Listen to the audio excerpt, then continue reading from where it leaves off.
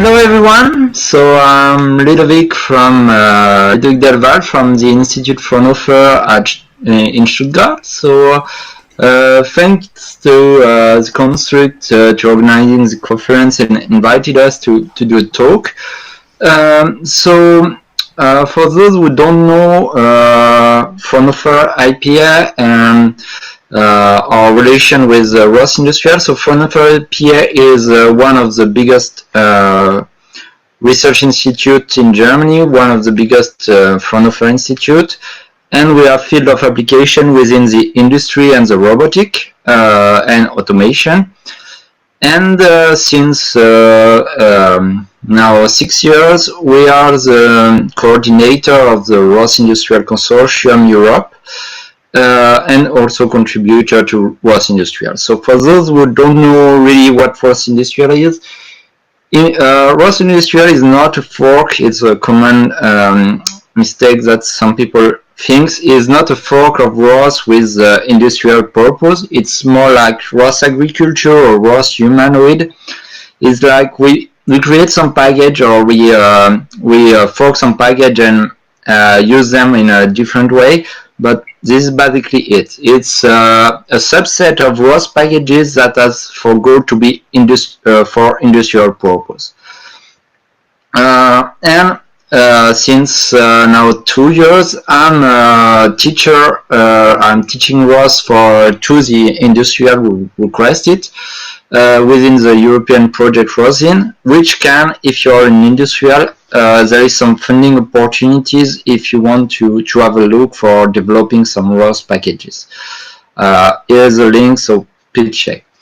So today I'm gonna talk about how to switch from ROS1 to ROS2. I will focus on Python for the purpose of simplicity and not having too much time about the compiler and things. So why I chose this subject is because I think now it's a good time if you have already some ROS1 packages that it's a good time to switch to ROS2 because the first LTS of ROS2, which is very stable, has been released 2 weeks ago. It's ROS2 Dashing. It contains everything that you need, and then there's going to be just one last ROS1 LTS support, which is going to last for 5 years. But still, if you want to contribute, I think it's a good start to start now because the basic API, everything is not going to change that much, so you can start to think about going to ROS2. So I will cover how to switch from ROS1 to ROS2 with simple packages. Then I will explain also that it's possible to communicate between ROS1 and ROS2, so you don't have to port everything to ROS2 at one time. You can pass smaller part and then continue working with ROS1. The biggest part that are core to you and needs more refined work, you can keep them in ROS1. And also how the build system in ROS2 is different from ROS1, especially for Python package. So that's my goal today, is to introduce you to new ROS2 concepts and see how we can move from ROS1 to ROS2. So let's start now. Yeah.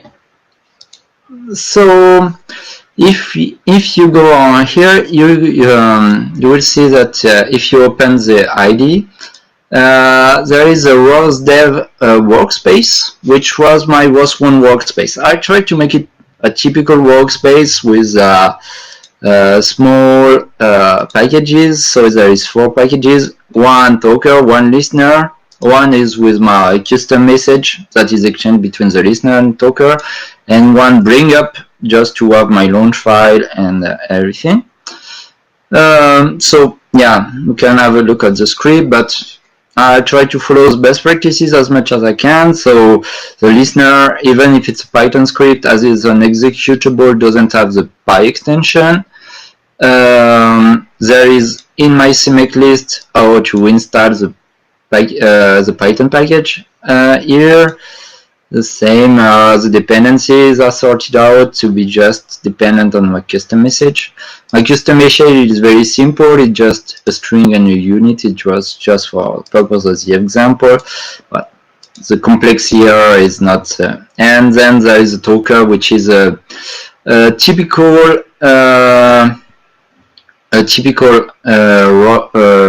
publisher based on a rate, and I want to insist that this one is based on a rate, so it means that it's trying at best to do at 10 Hz frequency. And this is a bit different that because in ROS2 you cannot use this rate API anymore. So that's the typical workspace, so we can try to compile it. So I suggest first to always try from catkin make, of course. So yeah, so I already built it just before. Then we need to source, and we can try the bring up, for example. Yep. French keyboard. ROS1 bring up. So yeah, so it's going to start the master, everything, nothing new here. And yeah, it's the talker and the publish and the subscriber on the same terminal, but this is two different nodes and two different processes that are called here, because in ROS1 you cannot have both in the same process. If we have time at the end, I will try to go to this point saying, okay, you can now in ROS2 doing multiple things in different way, and you have nodelets in ROS2 for Python, because everything is a nodelet basically. But yeah, that just to show a bit the ROS1 workspace, typical workspace. Now let's start to go to ROS2. So let's start. So here, if we check the dependency, we have to do it in a proper order, because here I depend on my custom message, here I depend on my custom message, and my bring up also depend on the listener and the talker. So I first need to port my ROS1 custom message, then the listener and the talker, and then the bring up. So, oh yeah, one thing that I want also to highlight is that you need everything to work from the install workspace. So in case you don't know what the install workspace is and how it's different from the devel workspace, the install workspace is basically a standalone workspace. So it's not linked to your source, it's everything inside it. And it's important that you have everything installed in the same make and things, otherwise it won't work from the install workspace. And in ROS2, there is no more devel workspace, so it means that you have to install everything. So be careful before porting to ROS1 to ROS2. Try to compile your install workspace and try your node before, just to be sure that everything is working. So let's start a ROS core. But yeah, so here, and yeah, so it's working, of course. But yeah, just to tell you that you have to be sure that it's working from the install workspace. Here, actually, here I forgot to source from the install workspace. Yeah, but yeah, so don't forget to source also from the install workspace. But yeah, that's an important thing before switching from ROS1 to ROS2. Be sure that everything is working from your install workspace. Then now let's go to. I'm gonna get a new terminal. Yeah. So let's start going to ROS2. So let's first create a nice ROS2 dev. ROS2 dev workspace. I will try to stick to what I wrote. Source, and I'm here. Now that what I've did here is to create a ROS2 dev workspace. So in case you are lost at some point, so I have backups the final look of the ROS2 dev workspace, so you can have a look of the script or thing like this in case you're lost at some point. But yeah, so let's go into the here, and I want to copy. So a good way is basically to copy paste your ROS1. So I say custom message first, and then copy here in the source. Oops, minus error. And I want also to copy the listener. So I will start for the listener first, just to highlight the use of the bridge between ROS1 and ROS2.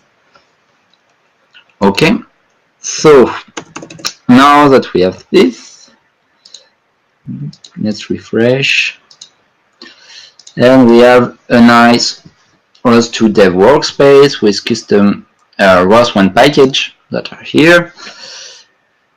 And now let's start to talk about ROS2. So in ROS2 there is 2 steps that you need to do, is change the API and change the build system, because we in ROS2 it's no more catkin, it's colcon, and the build tool is ament.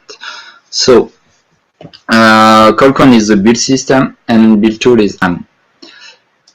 So there has been a few changes here and there in the API, so I will describe them, but basically here we are switched from CMake version, and you don't have the catkin anymore, it's now ament, and you have to say that it's an ament package. So I'm going to copy paste because I cannot type this without doing any mistakes. But yeah, so here I have my ROS2 custom messages. I explain some compilation arguments that I can pass, and then I need to find ament CMake, the built-in interface, because here I'm building a message, so I need to call the built-in interface, which is gonna call the DDS wrapper. So now in ROS2 there is the communication layer is a DDS, and the most common one, at least that I use, is fast HTTPS, which is a DDS implementation. And here this built-in interface is actually the interface between ROS and the communication layer. So here we need to generate this, and this is meant to be agnostic. So if you change then your DDS implementation for something else, you don't have to change anything in your CMake list. And this is a big thing in ROS2. It's totally agnostic from the communication layer, and this is very nice, especially for industrial application, because some people want to use fast HTTPS, but there is also other things. And the package XML is also needs to be changed. So there is, it's not much to change. It's the format is the same, but it's format 3 now, so the new thing. And of course you have the difference between, as I say, you need the build interface, you need the ROS ideal default generator. You need to say that it's an interface package in order for the message to be found as a potential interface definition. And you need to export the ament CMake. So here, and this is pretty much all you need to do. So for sake the consistency reason, I will rename it ROS2. Let's not duplicate our work here. Let's refresh. But yeah, that's basically it. So you need to change the CMake for porting a message. Change the CMake, change the package XML. Don't forget to implement also license if you release code afterwards. It's always nice to have a license to know that other people can use your code. It's not only for you, but also for other people. And yeah, so that's for the custom messages. Now in the listener. So in the listener, it's a bit different, because first thing, we don't need the CMake list anymore, because now in the ROS2 we don't we're not gonna call CMake for something that is Python, and that's also a good point for ROS2, because calling CMake just to call then Python to make things doesn't make sense. So the calling directly Python as it's a pure Python package. So let's remove the CMake text. Before I do anything else, let's rename it ROS2 listener. Here, now, in the best practices in ROS2, it's always nice to have a library within your package, Python library. So I'm gonna create it right now, which I'm gonna call ROS2 listener. Here, and then I just put my script inside. In order for Python to find it, I need to make an init.py within. Nothing in the init.py. Here I can also put another init.py for my module to be found here. And this is pretty much looks like a real Python package. It's no more some kind of rospy, or it's a Python package, because this is the goal here, is to say, okay, I don't have anymore a rospy package which I cannot use in Python, or I need to do some tweaks. No, it's a Python package that's gonna use ROS, and that's a good thing.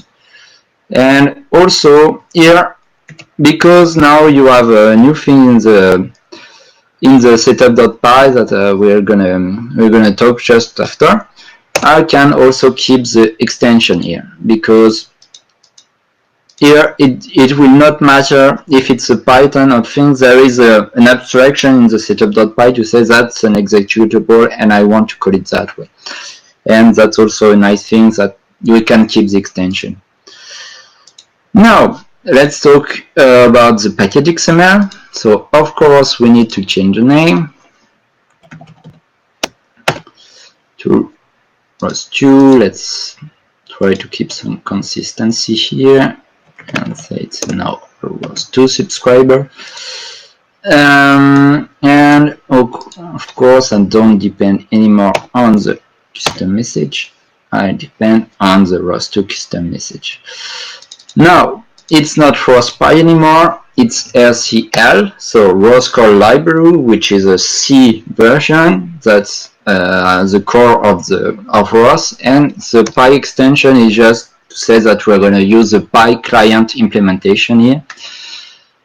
And of course it's an exec depend, because Python doesn't build, so we don't call anything here, but we still need to call the builder, but we don't call ament CMake here, we call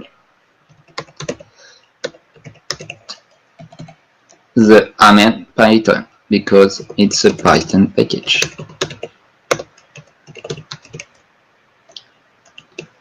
Build type, yeah, and then we just get rid of this by calling that it's yeah, we don't need this anymore. We just need to call the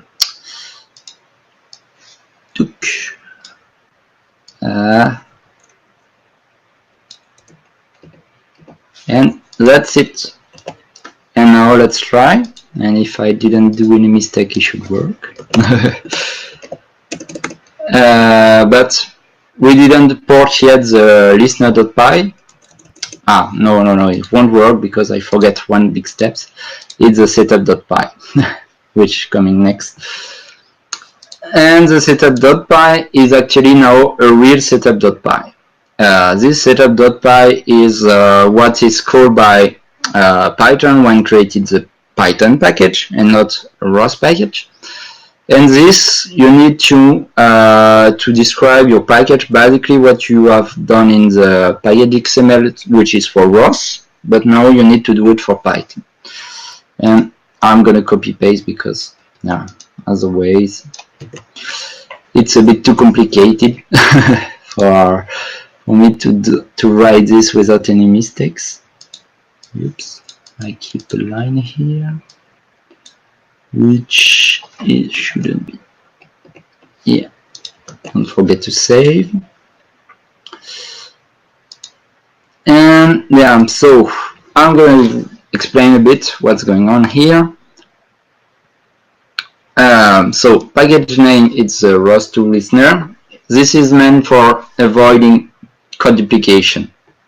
And yeah, just to say, okay, I'm using the package name in 2 different places. I want to make them avoid code duplication here. Then I just say that I need the setup tool as a reinstall. Find packages is if I need some specific packages for Python. Package name is the data file is a way to register your package.xml within the Python system. And yeah, so it describes the author. Author is Rajesh, is one of my colleagues. The maintainer, so of course fill that. Then the intended audience, so everything that you put in the Python description, that means, and yeah. And you also need to do a few things, but we come to that later. On top of that, we need to create a setup config file to know. So before I said that we need to install everything, so now we need to know where to install everything. And this setup config tells where you want to install things. So it's a very simple file that we setup.ffg.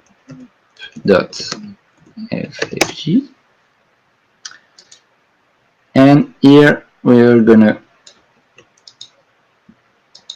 do that. And here is it. Here I say, okay, oops, I forget. So here I say that I want to install my, for development, I want to install my script here, or because I want to also keep the consistency between my development and when I have installation, I say the same thing. But yeah, this is to say, okay, you can find my folders here and my script here when I will install everything or when I will compile with colcon. Now let's go to the API, the Python API. So rospy is not something anymore. Now it's rclpy. So that's the typical ROS2 API. And on top of that, I want to import, for clarity reasons, I want to import the node, because now node is a class that so everything's going to be a node, or as I say, it's now a nodelet. So here I say standard messages, but we can keep. But for using the bridge later, I will show with standard messages. So here I will gonna keep the display thing, and now just pretty much okay. So now I just fixed my import. Now let's talk about the main class. So before we had in ROS1 we had initialized a Python node, and then we had a class that we called that was gonna run some callback, some subscriber, some publisher, and the spin, and we spin about the node. In ROS2, it's better to make your class a node, and we will see that if we have time later, but yeah, it's better to make it a node in order, because now rclpy doesn't have doesn't do really the spin, so you can do the same, of course, and that was how I started first. But now it's better to put in a node for be able to put multiple nodes within a simple Python file, and for some case that you can have, it can make sense. So, but we could have stayed the same, but I will stick to the best practices that say it's better to make a node for reusability. And as it's a node, I need to initialize my node class. So here I'm calling the super, which gonna call the node, and one of the arguments for initialize the node, as before, is the name of the node. So here I say init node and I give a name. Here I say init node, which super called node, and the ROS2 listener. And the subscriber is a bit also, we don't have a class called subscriber. We say that we create a subscription within the node. So as it's a node, if it wasn't a node, I had to pass the node as a parameter and then create the subscription. So it would have been a bit different, but yeah, it's doable. You can keep the same way, but I want to also show you a bit new way of doing things with ROS2. The order has changed a bit, so yeah, it's now the message type, then the topic name, and then the callback that you're gonna call. The callback function is the same, but it's not rospy log info anymore. It's actually now it's get logger, because the logger is something else also that is related to the node. So itself get logger, which is a function of the node. So also a good reason to make your class a node.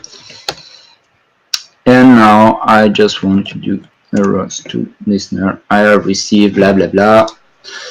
And now my main. So my main is always I separate the main from the main. Doesn't make really much sense here, but still the best practice is to do that. If I want to call main from something else at some point, I don't know. And also here, as I said, we don't initialize the node, we initialize an executor, but yeah, we don't really have to do that now because we just have one node, so we don't have to care too much about the executor. It's just going to be simple. And now I want to say, okay, I create an instance of node here, which is going to be a ROS2 listener, and then I'm gonna, as I said, there is this executor thing, which I'm gonna explain later a bit more what is this about. But in this executor, I can tell which node I want to run. And here I want to spend a node.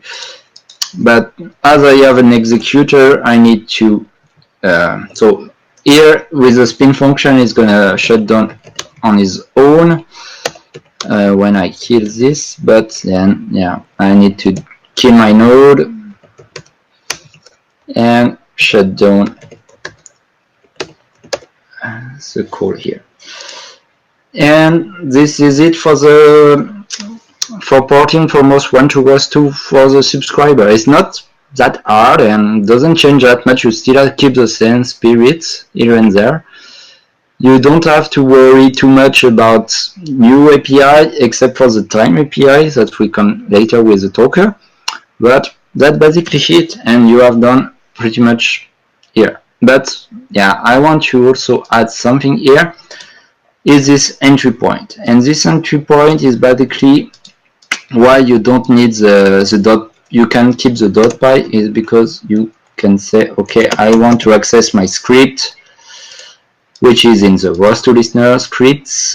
Yeah, I did it right, listener, and I want to call the main function and the listener, and I want to call it listener. And this will actually call the listener.py, but it will make it py agnostic. So everything here is nice, and you don't have to find too much. And everything in the Python package make it seamless between ROS2 and ROS. and Python, so it's really nice. So now let's try here, and I want to get to source opt ROS crystal. Yep, setup.bash. So you will see that there is local setup.bash and setup.bash. The difference between the two is local setup.bash is on its own, and setup.bash is linked with other work package, with other workspace. That's the difference. And now we're gonna code build, and it's gonna build here.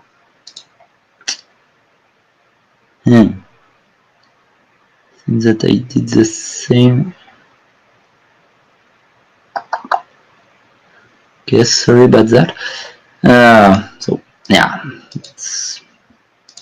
let's keep it, because yeah, typing can be troublesome sometimes. But yeah, let's go in the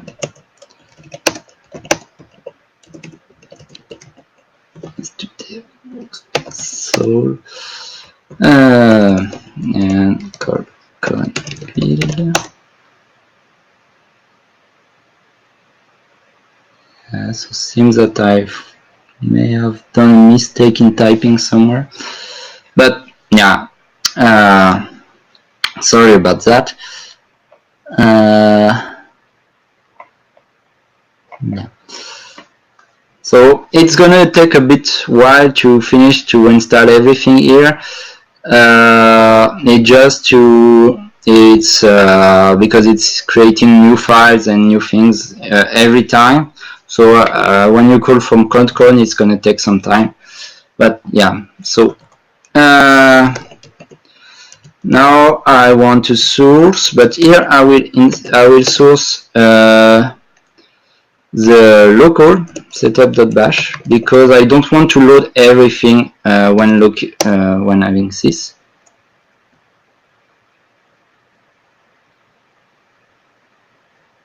Oh.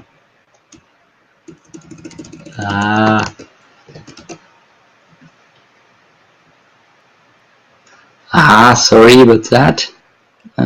He said that he's not found.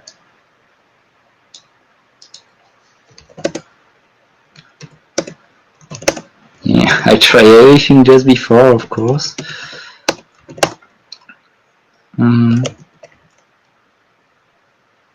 Yeah, no, yeah, that's no. Why? Okay, of course.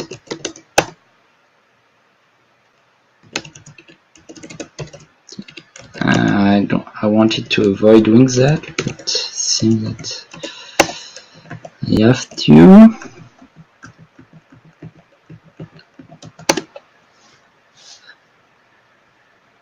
So yeah, here you have this safe flags that are appearing sometimes. So it's a thing that you can put in the setup.py. That just saying, okay, I can actually run my script from a zip file. That's you can say zip safe equal true, and it will gonna run from the zip file. So sorry about that.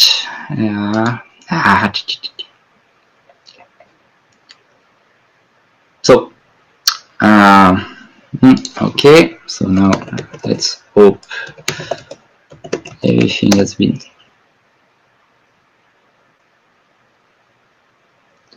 Why cannot find the ROS2 custom message?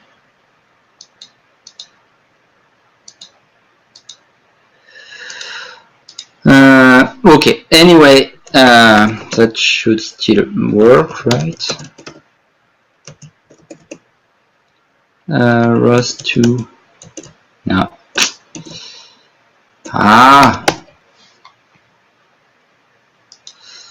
Fuck.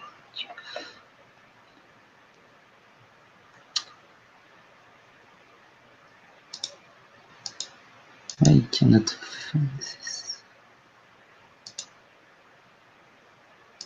I'm really sorry about this.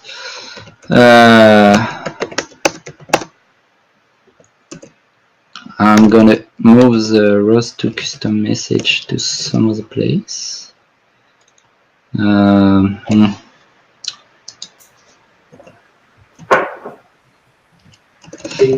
Okay. So here, this is Ricardo. Don't worry, you Yeah. are great there. So it's normal to have some mistakes. Then take your time for solving it. So Okay.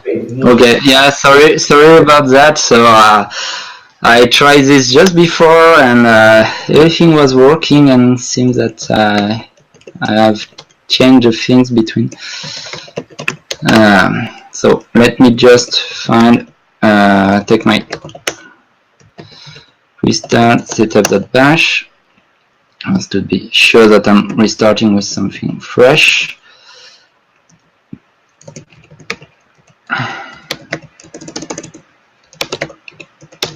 I'm gonna try.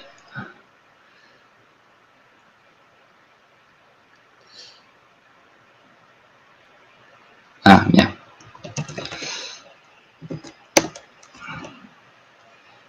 So here I am in the ROS2. Yeah. Okay, sorry about that. I'm gonna have a look. So here, what did I do? It's exactly the same.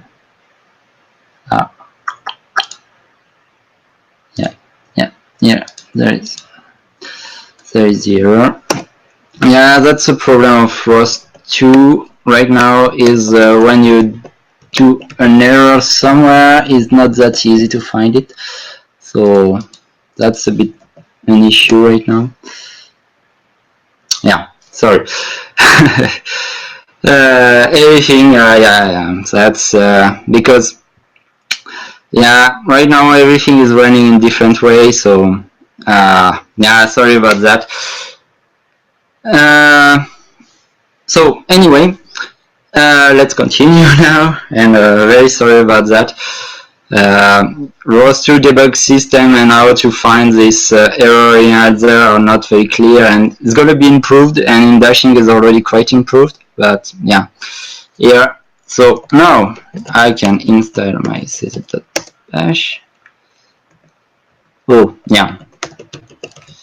I need to, let's start from a fresh terminal, because here I can, yeah.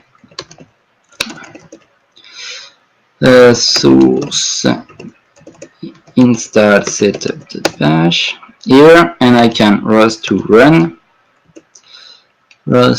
run my listener, so it's in the ROS2 listener.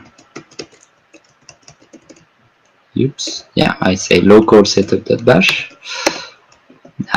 Sorry, I'm a bit panicking now, but no worries. So ROS2 run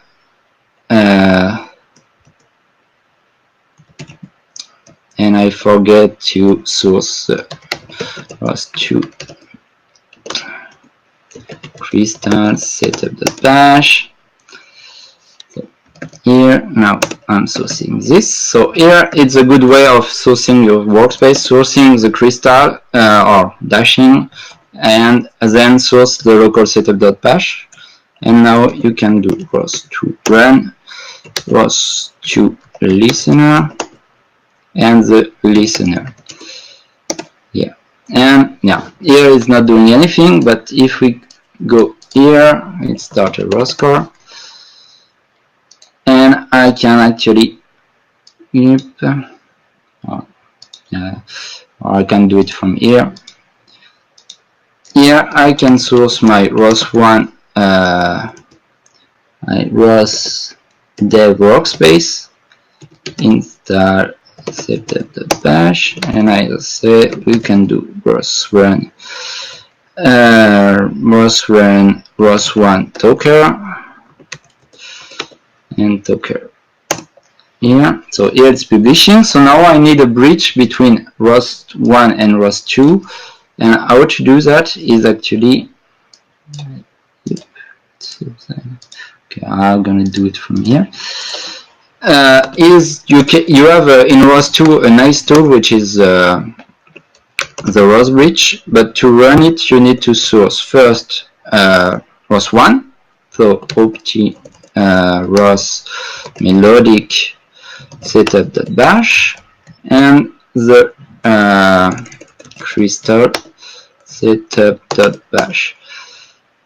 And now that you have both sourced, you can do ROS2 run ROS1 bridge and dynamic bridge.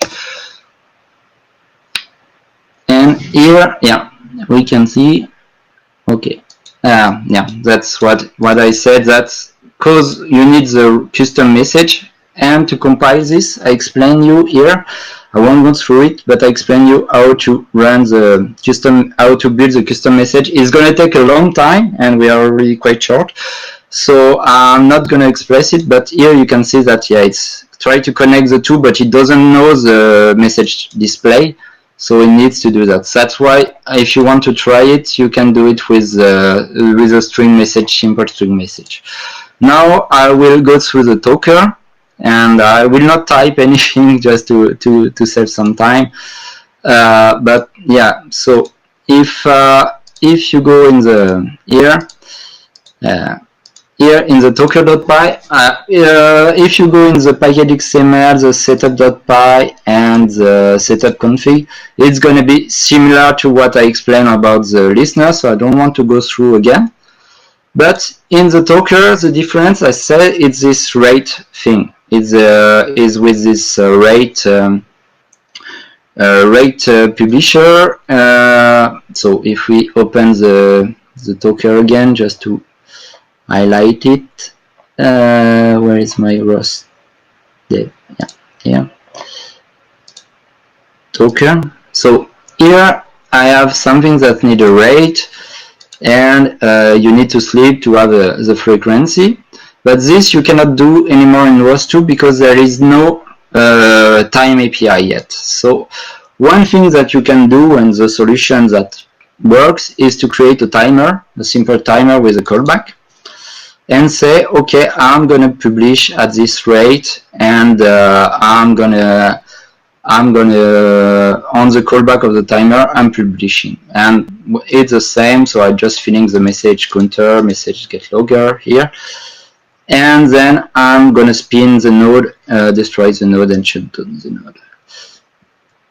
I'm gonna go through the launch file because it's a different thing. So now it's a Python file. So right now there is no XML file for the Python, the ROS2 bring up. So I explained a bit here how the bring up is gonna go. But yeah, so the bring up is now a launch file, and you can do a lot of things within the launch description. You can start a node. You can wait for another node to be started in order to be able to start. So there is this lifecycle management here that you can express within the launch description. It's kind of nice. And the last thing that I wanted to talk, and I'm sorry I explained a bit too much my time here, but yeah, is this mixed nodes. So here I created a simple ROS2 package with the listener and the Tutor within the same package. And as I said, there is this executor, which is the rclpy, and actually in the executor you can pass nodes inside them, and you can have the Tutor, the listener, and you can say add node Tutor listener. You can then spin. So spin, it means that it's going to spin both nodes within a single thread. There is also multiple thread. You have async, so there is multiple way of doing that. And this is just a way to tell you that you can actually now do nodelets within Python. And if you're doing some Python development, as I am, it's kind of interesting to be able to run multiple nodes within the same process. Yeah, I can show you a bit how it's gonna work. So let me go store.